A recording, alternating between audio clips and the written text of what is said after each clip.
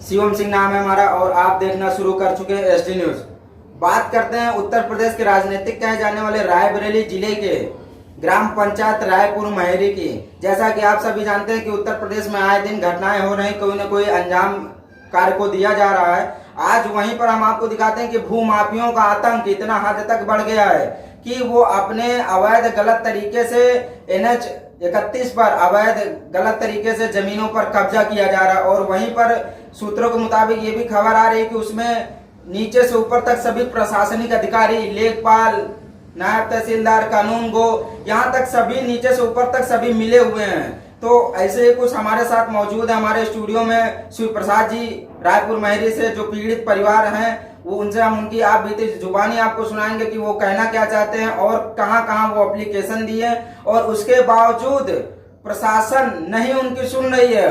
और जैसा कि जो विपक्षी हैं वो बताते हैं कि विपक्षी जिला सत्र न्यायालय में वो बाबू के पद पर कार्यरत है, तो वो अपने पद की गरिमा को नजरअंदाज करके अपने पद का दुरुपयोग करके अवैध तरीके से जमीनों पर अवैध कब्जे किया जा रहा। और वहीं पर कि जैसे उसमें 308 की कई बार मारपीट भी हुआ, 308 की धाराएं भी लगी हैं उसमें। और यहाँ तक कि विचाराधीन में ये केस अभी सत्र न्यायालय में, जिला न्यायालय में पड़ा हुआ, उसके बावजूद उस पर गलत तरीके से नया निर्माण किया जा रहा है। तो हमारे साथ मौजूद हैं शिव प्रसाद जी, बाबा दिन, जो पीड़ित परिवार है, उनके पुत्र श्री।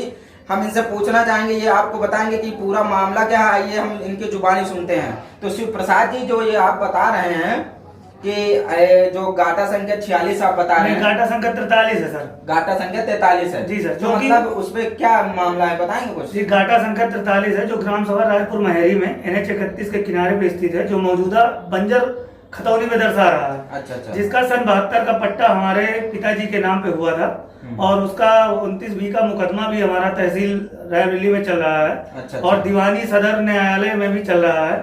लेकिन उसमें दीनदयाल सैनी, जो कि बाबू हैं यहाँ पे दीवानी सदर में, इसमें सत्र न्यायालय में, तो उन्होंने वहां से पूरा सिस्टम को सेट कर रखा है। लोगों से पता चल रहा है जैसा सुनने में कि उन्होंने किसी जज साहब से फोन करवा दिया है। अच्छा। तो वहां से सेटिंग करवा दिया। SDM मैम के सामने भी हम गए थे एप्लीकेशन लेके। एक दिन गए हम अकेले मैम के पास, तो उन्होंने कहा कि हमारा मामला है, आप यहाँ से जाइए, जमीन हमारी है।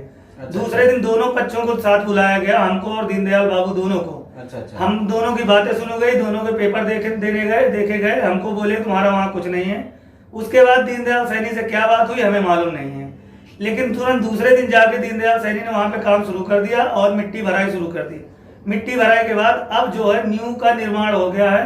न्यू में जो है कल शटरिंग बन रही थी और शायद उसमें न्यू के बी में भी बन चुकी हैं। अच्छा। जैसा आपका ये रायपुर महरी क्षेत्र भदोखर थाना क्षेत्र के अंतर्गत है, भदोखर थाना लगता है, तो इस मामले में आपने लेखपाल और थाने में तहरीर नहीं दी गई? नहीं, थाने में आज से 1 साल पहले हमने बात की थी, तो जिसमें क्या हुआ था कि इसमें किसी दूसरे पक्ष से झगड़ा हुआ था दीनदयाल सैनी का, जिसमें 308 की घटना हुई थी और मेरा भी नाम डाल दिया गया, जबकि हम उसमें थे भी नहीं। तो उस बात का विवाद लेके बाद में दीनदयाल सैनी ने 2 SI को बुलाकर गांव में रायपुर महरी में एक पंचायत लगाई। उसमें मुझे बुलाया गया और मुझसे बोला गया कि आप हमारे दोनों लोगों को कागज देके गए। हमसे बोला गया आपका वहाँ कुछ नहीं है और आप इस जमीन के पास भटकना भी मत। अच्छा। तो हम वहां से चले गए। तो मतलब आपको धमका रहे थे। और जैसा कि यहाँ पे लेखपाल जी को नहीं अवगत कराया किसी चीज से, क्योंकि जो जमीन का विवाद होता है वो ये लेखपालों के अंतर्गत आता है,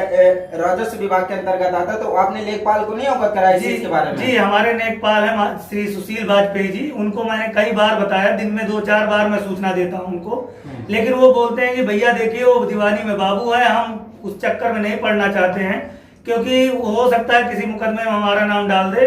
और हम यहाँ पे तहसीलदार साहिबा के पास भी गए थे, SDM साहिबा के पास गए, नायब साहब के पास भी गए, लेकिन कोई पक्की लिखा पढ़ी कोई नहीं देता। बस ये लिख देते हैं एप्लीकेशन में कि नियमानुसार जांच कर कार्रवाई करें। तो लेखपाल ये बोलता है कि जब बड़े बड़े साहब लोग, अधिकारी लोग तुरंत रोक लगाने का आदेश नहीं देते, तो हम कैसे उसमें, हम तो छोटे अधिकारी हैं, हम उसमें क्या कर सकते हैं। अच्छा। जैसा कि आप बता रहे हैं कि मतलब आपने लेखपाल को भी दिया और DM SDM को भी दिया, वहां से आपकी कोई सुनवाई नहीं हुई, आप दर दर भटक रहे हैं। और सन 70 में आप बता रहे हैं कि आपके पूर्वजों के नाम ये जमीन आवंटन की गई थी, पट्टा किया गया था।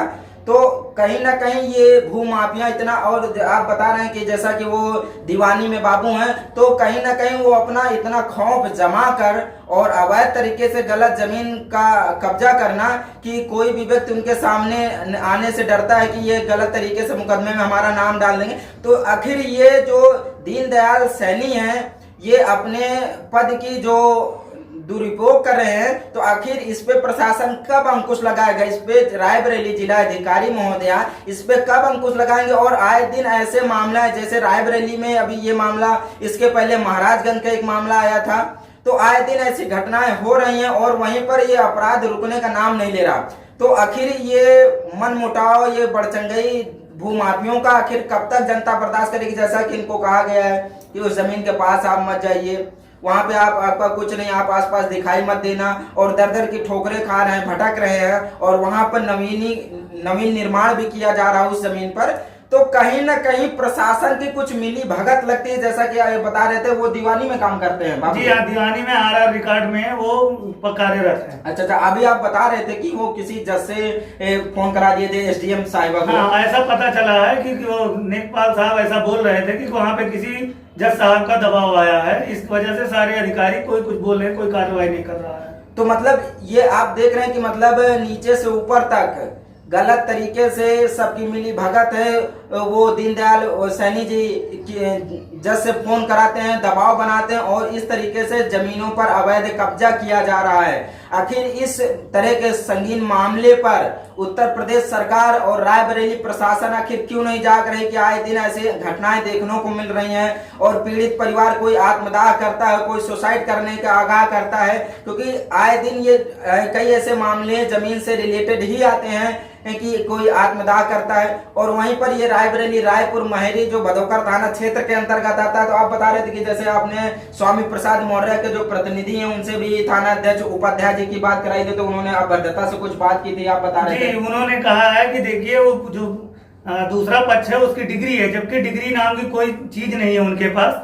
2 लोगों का आपसी मुकदमा हुआ था जिसमें बंजर की जमीन पे 2 लोगों ने कब्जा किया और दोनों लोग दीवानी न्यायालय चले गए। उसके 2 साल बाद मुकदमा उठा लिया और सुलह समझौता कर लिया। अच्छा, तो उसको वो लोग डिग्री बता रहे हैं कि हमारे पास डिग्री है, जबकि डिग्री नाम की कोई चीज नहीं है। नहीं, अच्छा, पढ़ाई लिखाई में डिग्री होती है, जमीन में कौन सी डिग्री होती है? तो ये आपने थाना अध्यक्ष महोदय से पूछा नहीं है? नहीं, थाना अध्यक्ष महोदय से बात कौन करेगा भाई, कैसे बात की जा सकती है वहाँ पे? नहीं, जैसे आपने उनके स्वामी प्रसाद मौर्य जी के प्रतिनिधि से बात करवाया था, नहीं बात उनसे मतलब आपने कहा नहीं उनसे कि मतलब ये जमीन की कौन सी डिग्री होती है? नहीं, उन्होंने बात किया था स्वामी प्रसाद मौर्य जी के जो प्रतिनिधि हैं विनोद मौर्य जी, उन्होंने बात किया थानेदार जी से, तो उन्होंने कहा कि आपको उसके पास डिग्री है, आप जाके SDM महोदय से बात करिए।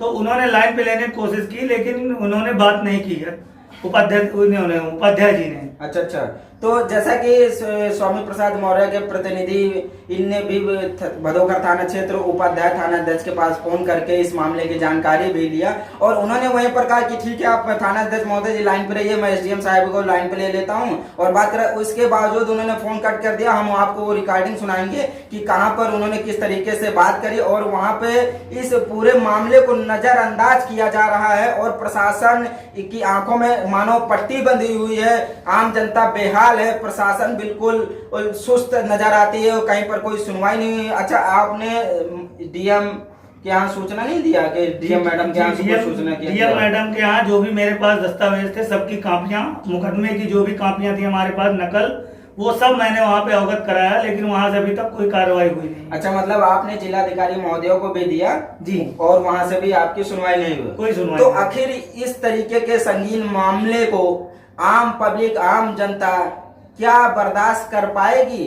क्योंकि पीड़ित परिवार जो लाचार दर दर की ठोकरें खाता, और इस जमीनी विवाद में बेखौफ भूमाफियों का आतंक इतना बढ़ गया कि इनको आए दिन धमकियां भी मिल रही हैं, इनको मारने की भी धमकियां दी जा रही हैं कि आप उस जमीन के पास नहीं दिखाई पड़ना, नहीं तो आपको हम ऐसा कर देंगे।